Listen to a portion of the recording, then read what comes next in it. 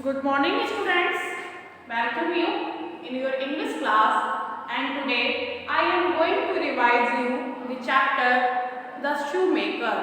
It is written by a famous writer Charles Dickens. Now let's start today's topic. Now we shall know about the author.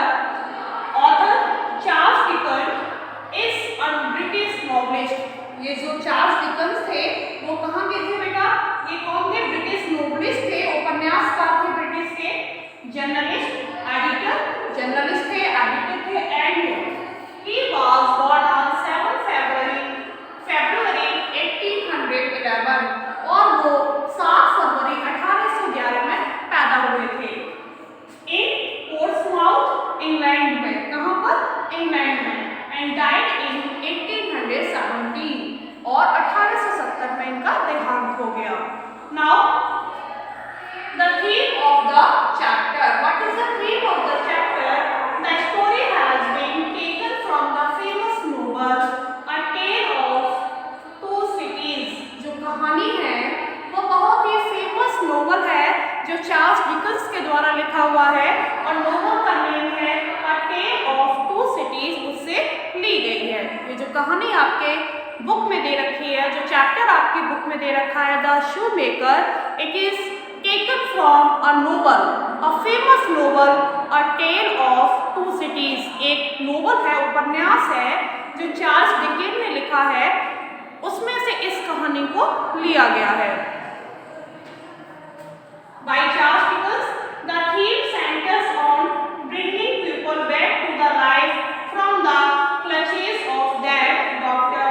Manning is rescued from long imprisonment and back to the health by attention of his daughter Lucy Manning. यहाँ पर बेटा I declare the theme of the chapter. Now we are going to know about the characters of the story. Dr. Manning, Lucy Manning, Monsieur Defarge, and number 4 है Janice Lorry. So these are the characters of the shoemaker, and now I shall tell you the summary of the story. Now in the story, Dr. Alexander Manning is a raised old man. जो doctor Manning है, doctor Alexander Manning है, वो क्या है? एक old person है, old man है with crazy white hair and beard. वो कैसे है? थोड़े से क्रेजी हैं, उनकी क्या है बेटा? वाइट हेयर है and a beard which was white in colour, और उनकी क्या है? बियर्ड, दाढ़ी है, और जो कलर में क्या है? वाइट है। कलर में कैसी है वो दाढ़ी? वाइट है। Huddled over the work of making a lady shoe. वो क्या कर रहे हैं? एक लेडी का शू बनाने का काम कर रहे हैं। Monsieur Defarge asked him about his shoe making, और जो मॉन्सियर डिफार्ज हैं वो उनसे उनकी शू मेकिंग के बारे में पूछते हैं।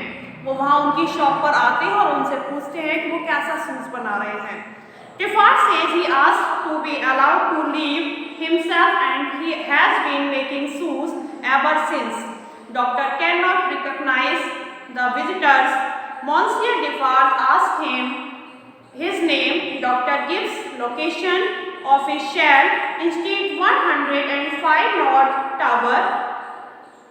Dr. Mantel estimates some recognitions but goes back to the awakening the shoe. Suddenly he sees the bottom of Swiss mantle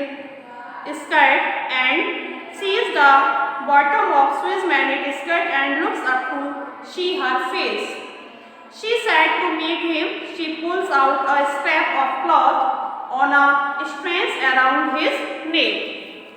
Now he had carried his wife's golden hair, but he found on his skirt and was imprisoned. He compares it Lucy's hair.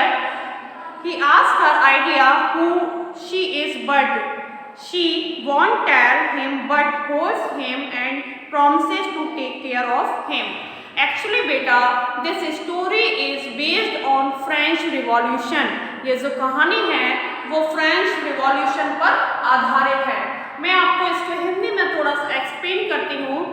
क्या हुआ था, जो शू maker है वो कभी doctor हुआ करता था। ये जो शू मेकर है इनका नेम था डॉक्टर अलेक्जेंडर मैनेट। तो ये 18 साल के लिए कहाँ, एक जेल में बंद कर दिए गए थे। वॉर के अंतर्गत एक वॉर हुआ था फ्रेंच में ही, फ्रेंच रिवॉल्यूशन आपने सुना है, फ्रांस की जो क्रांति हुई थी उसी दौरान की ये बात है।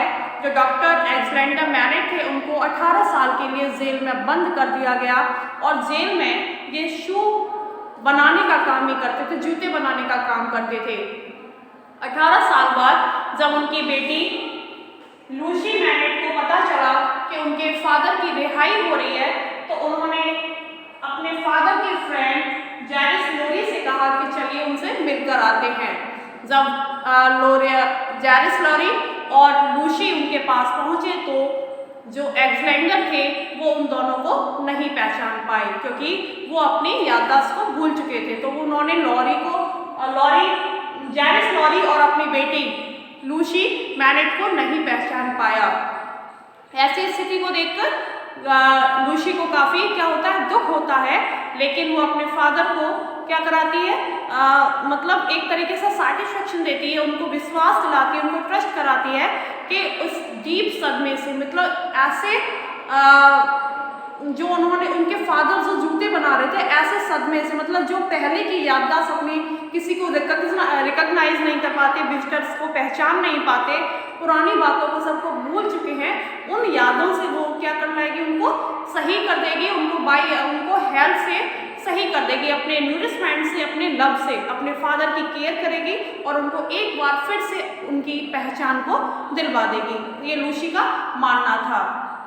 लेकिन धीरे धीरे जब वो अपना केयर करती है अपने फादर का, धीरे धीरे वो जब सही होने लगते हैं तो तभी लूसी ने एक ऐसे व्यक्ति से, चार्ल्स नेम था उनका, एक ऐसे व्यक्ति से शादी कर लेती हैं जो रियलिटी में उनको जेल जाने का कारण था।